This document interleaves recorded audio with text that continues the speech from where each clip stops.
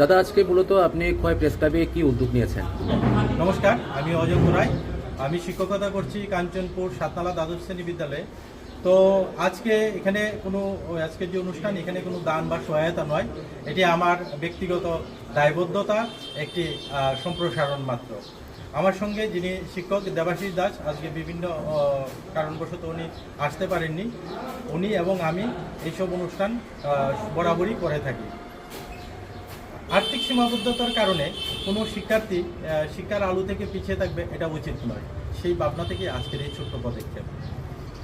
আমরা খোয়াই প্রেস ক্লাবের একজন মাননীয় সদস্যের কাছ থেকে যখন আমরা শুনতে পেলাম যে 7 জন শিক্ষার্থীর কিছু শিক্ষা সামগ্রীর প্রয়োজন, তখনই আমি সঙ্গে সঙ্গে যোগাযোগ করলাম যে আমরা সেই শিক্ষা সামগ্রীর ব্যবস্থা করব, এবং সেই অনুষ্ঠানই আজকে এখানে করলাম।